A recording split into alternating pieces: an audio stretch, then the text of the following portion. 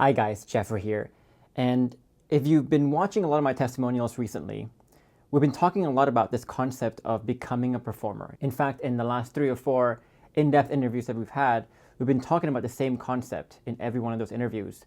So in this video, I want to talk to you about what that means and why adopting a performance mindset, while it doesn't directly relate to saving relationships and giving you tactics to reconcile, this is perhaps one of the most important parts about reconciling. And so this is going to be a very different video than most in that it doesn't directly relate to giving you tactics to save the relationship. And this video may not be popular as well because it may be saying things that you may not want to hear. But again, this has been one of the most revolutionary changes in my clients' lifestyles that actually gets them in the right mindset to learn the things, to practice the things, to become the performer who can eventually reconcile and lead that reconciliation as well. So with that said, in case you're new to this channel, my name is Geoffrey and I help men in long-term relationships or in marriages with the right skills and knowledge to be able to design a thriving relationship on your own if that's what you're faced with. So if you want more content on this topic, be sure to subscribe to this channel and also click that bell button as well to be notified when I post new videos every single week. And before I begin this video, I also want to let you know that the masterclass on the 5 proven steps to rebuilding your relationship from the ground up is still open. So if you want to join that masterclass, or if you want to submit your application for the Relationships Revival program, then be sure to stick around to the very end of this video for an announcement on how you can join both those things. So to begin this video, let's first talk about and define what a performer actually looks like, what it feels like to be one, etc. So I want you to start off here by imagining a performer of any kind. It can be an athlete, it can be a dancer, it can be a singer, it can be any performer or a musician even, up to you. Now, if you look at those performers and if you look at the samples that are one of the best, so the best in each category of performers that you are imagining here, you'll realize here that they have very programmed and very effortless, but at the same time also very genuine performances as well. If you look at this performance, you will notice that the performance is really the easiest part for them. That when they show up on stage and they're performing, they've already done this thousands of times in their practice, in their sleep even. And during the performance, they also make the very complex movements look very effortless. They look very easy as well. Sometimes even they can accidentally do the right things without even thinking. They just are in the state of flow and they just move in the correct ways to do the right things. They can be adaptable and they can improvise on the spot as well. And they're clutch and they can often summon their best performance only when it's most needed. So when moments are high pressure, when it's the last second moments, when things are difficult, only then do the best of the best really become their best, really thrive in that moment. And they're also always ready to perform at will if they need to as well. And they also seem to enjoy and bask in the performance. The performance isn't something they dread.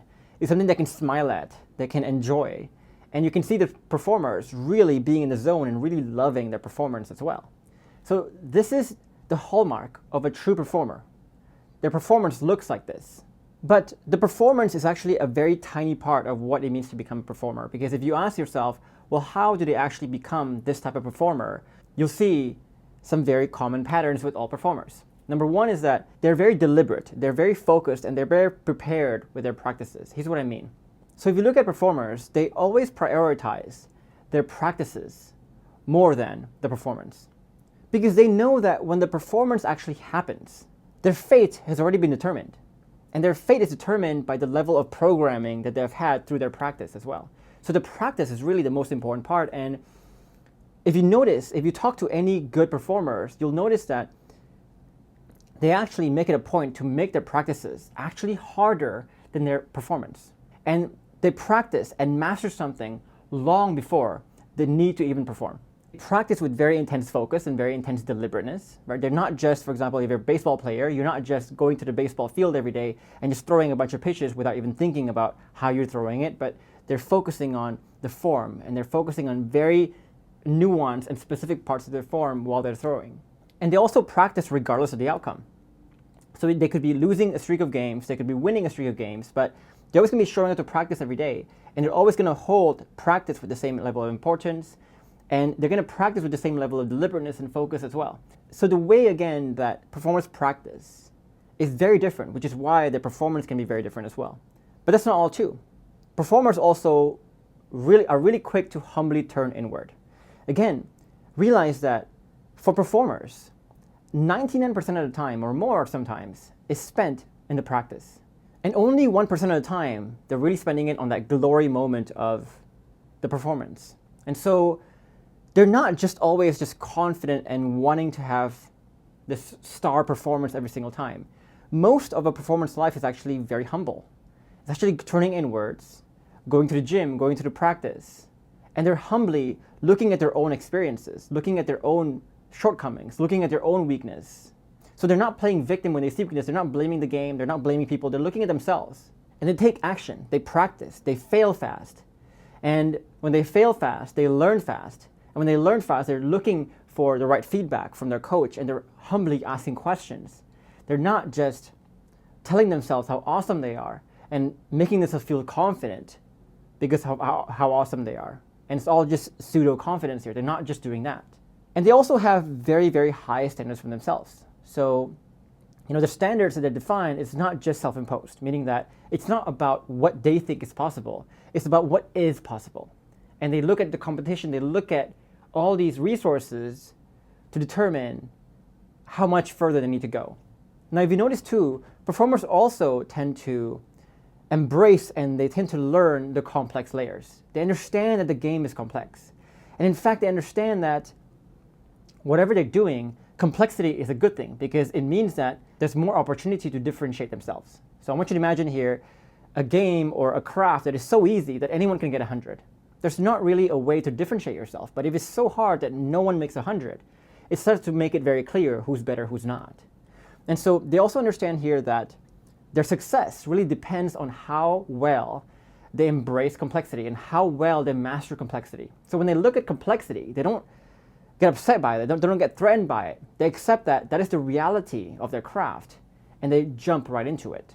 And they understand that, if you look at any performer, for example, you imagine a basketball player, even a 5-second clutch execution with combo moves when he dribbles and moves his body around in all sorts of crazy ways to eventually make that dunk. For him to make that 5-second very complex move effortless and in the moment, in the critical moments, that takes months and years of practice, of practicing and embracing complex set of maneuvers that he needs to get to do that.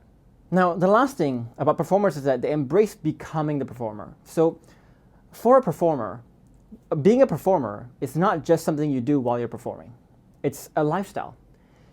On and off the court, on and off the performance, you're doing this as a lifestyle. So they understand that it's a whole package here, where it's not only just what you do externally, but also all the internal stuff that happens. All the, for example, the untetheredness, their ability to be focused on the process and love the process, their ability to change their paradigms, change their mindsets about their performance, about themselves, to keep themselves confident and thriving, especially under very difficult moments, very challenging moments. They live their life so that they can really operate at the peak performance every single time, every single minute, every single day. And even when they're off because they want to keep themselves at peak. They get off the game to get in the game. Now, I want you to imagine again any performer that you can think of, and you will see that any performer you can think of follows the same habits. And if you look at any of my clients as well, if you look at any of my client stories as well, they have really embraced this mindset too, this lifestyle as well. You will see them talk about how they focus and deliberately practice every single time, regardless of the outcome. Whether the outcome they've reconciled or not, they're focusing and prioritizing practice every single day. They always humbly turn inward. They always talk about this notion of not playing victim as the first step to actually catalyzing their growth. We show you the program in one of our videos, and in that program you can see just how complex that our program is, because the reality of reconciling and reconciliation is that it is a complex thing. You can't just say one thing in isolation and expect your partner to just believe you. It's a very complex art, and the people who succeed the most are the ones who embrace this complexity. They don't try to escape it or try to deny it. And you also will notice that a lot of my clients will talk about becoming, focusing on the internal shifts, identity shifting, before they can even expect to reconcile. Now, this sounds very obvious if you look at it this way, if you look at a performer this way, but it's very shocking to me always just how many people don't do this or don't know the importance of being a performer. So if you look at a lot of people's performances in their relationship, they find that the performance is still the hardest part. They're not able to string together complex sets of conversations of internal shifts in combination with external shifts, for example, to be able to create safety, re-establish trust, etc. Their executions are very isolated. Oh, I just learned this script, let me just say this, but I don't know what happens next. And they often accidentally do the wrong things, and they don't even realize they're doing the wrong things because of the many blind spots they have. And they're also not adaptable. They basically learn a script here, and they say that script. They're often trying to fit the square peg into a round hole, and they're just trying to say this thing that sounds right, but they don't really understand why it's right, or how it's right, or what they mean really. So a lot of the things they say even sounds very ingenuine. They crumble a lot under pressure, and they get blindsided a lot. It's like, oh my God, my partner said this, I don't know what to say. And they also, because of this, they dread the performance. The conversations with their partner are just something they don't want to be a part of. So again, this is very different than what a true performer operates like, where they embrace the performance, they can dance through it, they just flow very nicely through it. Now, the reason why they can't perform in a moment like this is because often their practices are lazy, they're unfocused, and they're very last minute. So they prioritize often the performances. They glorify the performances over the practice, the humble practice where you're practicing in secret, in silence, by yourself. And most often you'll find that people only practice or only feel the need to practice when they have this upcoming performance to have. So, I always talk about this notion of how people wait till things are very dire before they seek my help or before they even consider the program. And when they join the program, they always say, I wish I knew this 6 months ago, or whatever it is. And the reason why they say this is because, again, they're not operating like a true performer where they're practicing way before the performance, but they wait until the last minute, about 2 weeks before the conversation, 1 week before the conversation, before they practice. And this is always a recipe for disaster. And even when they practice, they don't really know what to practice and how to practice, so they're just going through the motions. It's like the baseball player who just shows up to the field every day and just starts throwing baseballs without really thinking, without really understanding if he has the right form or not. So he's spending time, but he's not going to get better at it at all. And also your motivation and mood depends on the outcome. This can be positively correlated, where if the outcome is really bad, let's say your partner tells you there's no hope, you suddenly have no motivation to work on your craft, to work on things. But then the next day your partner tells you, oh, we have hope, suddenly your motivation to practice goes up. And so your practice, you take a lot of off days and skip a lot of days of practice here because it's going to be up and down this journey. But it can be inversely correlated as well, where let's say things are very dire, your motivation goes way up, but then when things get better, it starts to go down again. But nonetheless, your motivation here is very tethered to the outcome. And the funny thing is that they always get very confuzzled and very confused when their partner doesn't come back or believe their changes. It's just like, why is it a mystery to you? You didn't practice. It shouldn't be a mystery why you botched your performance. And if you look at non-performers too, you will always see them ridden with this notion of they want to look at the external show before doing the internal work. And if you look at the comments in relationship videos, etc., even a lot of comments in my videos even, or the emails that I get, people are always expecting to watch a few videos here and there, and then they want to reconcile. They ask me to outline for them, give me the exact plan to reconcile. They try to do something once and they fail. And when they fail, they get upset. So the comments I get sometimes is like when people say, I tried this once and it didn't work. It's like, okay, whatever. And they expect their partner to change right away when they say or do some very isolated thing, and they get very dumbfounded and confused when she doesn't. It's really confusing to me why people have this mindset. And so they're wanting to learn and say and do things without learning the internal shifts first, which is very confusing to me. Because again, they don't understand here that to become a performer, right, to have this clutch 5-second execution of something, even if it's a conversation, an interaction with your partner, something, to have that clutch performance where everything comes together, that takes months and months and months of practice for my clients. So these people, they want to experience the immediate glory and the immediate success without actually doing the work, and they don't see the value of actually humbly retreating inwards and working on their own selves silently. And they always think about this glory. What's worse too is that the standards that these people have, that non-performers have, is always self-imposed. They define what their limit is. They never look at what's actually possible. So if you look at, let's say, my client stories, they'll always tell you, your situation is never too dire. Your situation is never too unique. No one's situation is dire or unique. Right? Nothing is impossible. If you become irreplaceable, nothing becomes impossible. And we say this in every single testimonial, every single client interview. But yet people still email me and come to me and say like, oh, look at my case. Is this hopeless? Is this hopeless? Because again, their idea of what's possible is really self-limited. They're not looking at what is actually possible. They're looking at what do I think is possible. So even when they do practice, they're not trying to practice to become level 50. They're really trying to practice to become level 3 or 5, the low level stuff. Because of this also, they shy away from complexity. Some people shy away from my videos because it's too long, it's 20 minutes long. Some people shy away from my masterclass and my program because it is very complex and it's not giving you the quick fix of shortcuts of what to do, what to say. But that's okay. We don't want to bore those people because it's going to be a nightmare working with them anyway. And because they never embrace complexity here, they can never put together a string of very complex maneuvers. It's like the basketball player who can only shoot, who can only dribble. It's like you can't dribble and shoot together. You can't dribble and dunk together. You can't dribble in this complex movements and do complex stuff. So the execution is always very basic and very elementary. And they always want to perform without becoming first. This is very odd to me as well, where they think that reconciling is just about what to do, what to say, etc. And they don't value the value of being untethered. They don't value the value of being bulletproof and all these internal shifts of identity shifting that we talk about a lot in our videos as well. They haven't really changed their lifestyle or the way they think even. They programmatically think to allow them to operate at a peak. So they often get blindsided. They have too many off days, like where they're not performing at peak. They hate the practice. They just want to perform all the time. And they come to the performance always underprepared.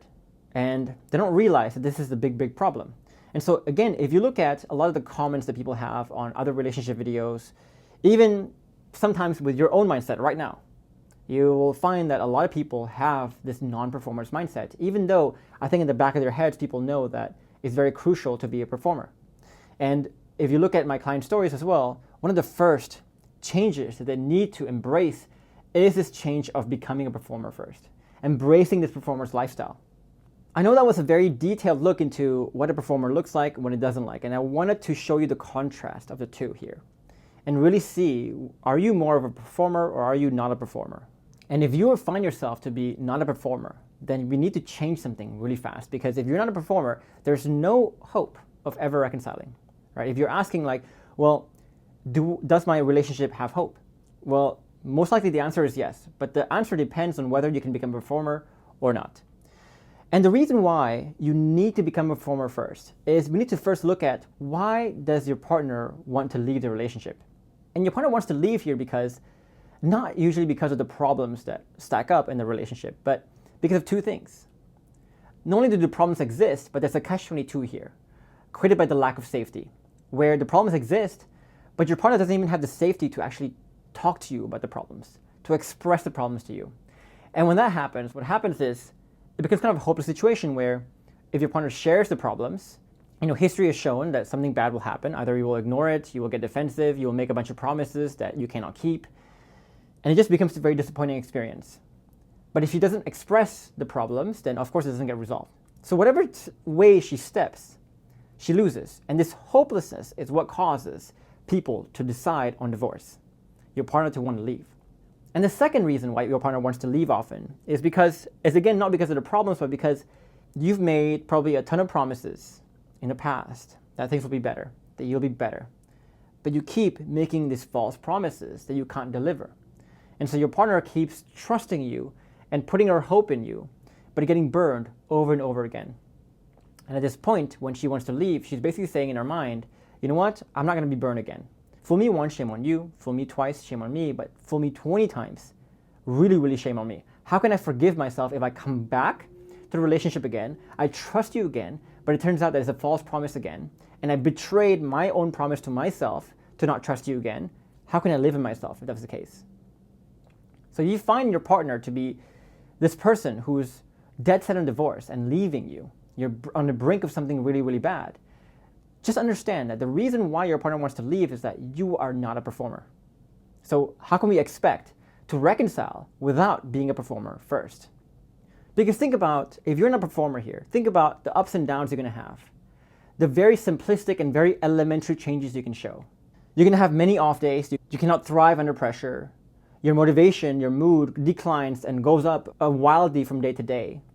If you were your partner, and I really want you to put yourself in your partner's shoes here, Can you really feel safe? And can you really trust that the changes are genuine? No, because it doesn't even sound genuine. It doesn't even sound like you. It sounds fake. It sounds forced. It sounds difficult for you to do.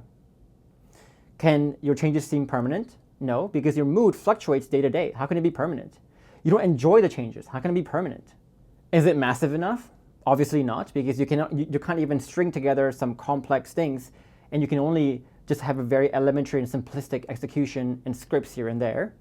So if you're a non-performer, you pretty much have a zero chance of reconciling or leading any healing of the relationship, because your changes can never be believed. It can never seem real enough. It can never seem consistent enough. It can never seem effortless enough. It can never seem massive enough. It can never seem genuine enough. So you have to understand this. But if you can become a performer, you can show that your changes are genuine. Because again, when you're executing something, it's effortless. And you seem like you're enjoying it. You're embracing it. You're basking in your changes. Even if she's giving you tough resistances, you can dance in that. It can seem permanent. Even if your partner, let's say, takes away all hope, makes it very difficult on you, your changes still exist. Your motivation to change and improve in practice is still there. So you're showing your partner here that your changes are really unconditional, that no matter what happens, you're still changing. You're still your different self.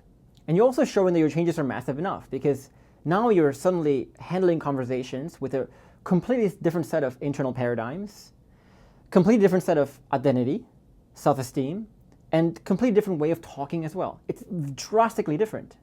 So then the last question then goes, how do we actually become a performer? Well, of course, the best way to do this is if you join the program, because we've really designed the program to allow you to make it easy for you to become a performer.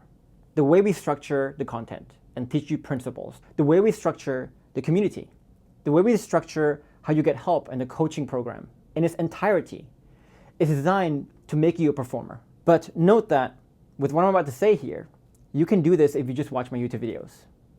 If you are able to synthesize and understand how to put together the YouTube videos, not in isolation, but put them together, put the concepts together in a proper way, and practice them in a proper way, then you can become a performer too. So the first thing is you have to have deliberate and focused and prepared practices. So you have to prioritize your practices. And whenever you practice, you have to pay attention to the way you practice. You have to be very deliberate. Bring 100% of your brain every single day. And so like the baseball player, for example, he's not just throwing balls. He's focusing on the form. He's focusing on the right ways to practice. And right now, second thing is you need to turn inward first. You need to understand that behind a 5-second performance is months and months and months of work to practice. So 99% of the time that you spend is spent practicing. Think about Usain Bolt. He runs for like 10 seconds, but behind that 10 seconds is 4 years of work. Or in his case, 16 years, 20 years of work. And have very, very high standards for yourself. Don't let your own ideas of what's possible define what's possible. Don't practice to what you think is possible. Practice to what is actually possible. And never play victim. If you're practicing, never blame the game, never blame your partner, always blame yourself. What can I do? So for example, if let's say your partner is not feeling safe with you, don't blame her and say, oh, she's the one that's toxic, she's not committal. Say to yourself, what was it that I did that made it difficult for her to feel safe with me? Turn inward, point inward, work on yourself, and embrace the complex layers. You know, what a lot of my good clients do is they take this very complex program, they don't shy away from it. They create a mental map, they create a mind map over it. They make notes that actually connect the different complex ideas together. And they create this web, this very complex web in their head of the principles and the knowledge themselves. And with this, and because of this, they can really embrace the complexity and perform in a very complex way as well. The fourth thing is you have to focus on becoming. You have to identify what it's like to become a performer that will create great relationships. And you have to live that. You have to let that permeate every single part of your life, to the way you think, to the way you reflexively think, to the way you do things every day, to even like things like how much water do you drink, how much sleep you get. All these things, small things, create a performer. And again, if you want to see what happens when you become a performer and why it's so crucial, again, take a look at any of my client stories. I have close to 50 right now, and we're adding one every 2 weeks as well. So there should be a limitless supply of these proof of why the performance mindset is so crucial. So if you're asking me to outline for you just the exact steps of how you can reconcile, and you expect to just get your results without even practicing or becoming first, just think about how absurd that is. Just think about how absurd that is. So if you're in this mindset, you need to stop that, because this mindset is your number one blocker to reconciling. And to end this, there's usually 5 objections people have about this. One is that it's too hard. Well, what I say to that is choose your hard. Not becoming a performer is hard. You're living the life right now of not becoming a performer. And you're faced with divorce. You're faced with arguments here and there. You're faced with stonewalling. You're faced with things that are hard. So not doing the effort is also hard. Doing the effort is hard. But one hard gets you somewhere. One hard doesn't get you anywhere. So choose your hard. Either way is hard.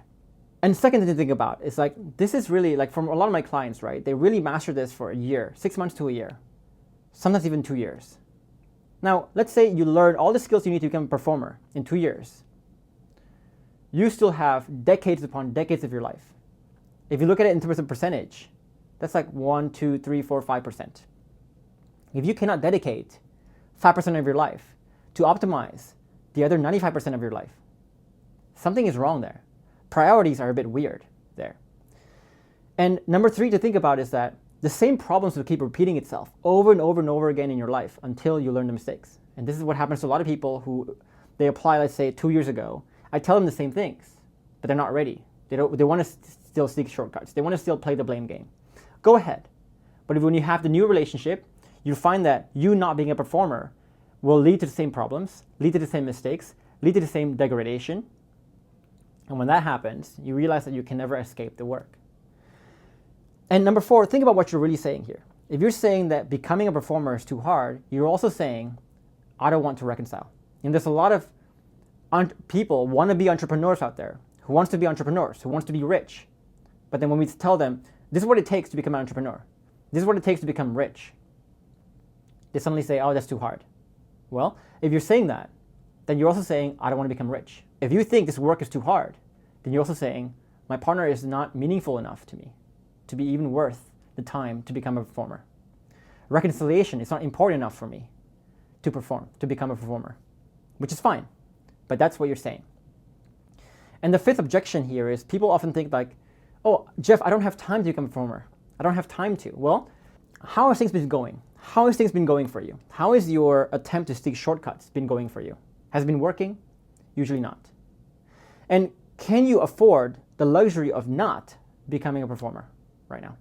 And do you really think that your situation is somehow more dire or unique? Again, we enroll 1,500 people every single year. All of them pretty much wait till the things are very dire before coming to seek my help. And we have insane success. So do you really think of the thousands and more thousands of cases who wait till the last minute, yours is really the most dire? And what a lot of my clients will say too in the testimonials is that you'll be amazed at how much your partner is willing to wait if you start showing that you're on the right trajectory. You're not trying to manipulate, you're not trying to fake things here and there, you're trying to genuinely change and become a performer. So again, if you want to become a performer here, if you're ready to do this, then you can join me in my masterclass on the 5 proven steps to rebuilding your relationship from the ground up. In that masterclass, I'll show you the exact steps and process that all my clients have used to grow from the very dire situation to where they are today. And if you want to submit your application for the Relationships Revival program, you can also do so at the end of that video as well.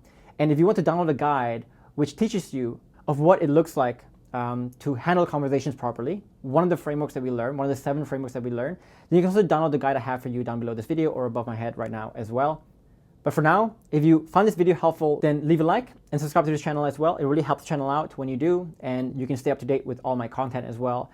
And if you have a question or comments or concern, just leave a comment below. I would love to hear from you too. But for now, I'll leave you those 2 other videos with more skills and knowledge for you to design a thriving relationship by yourself. In the meantime, I'll see you in the next video.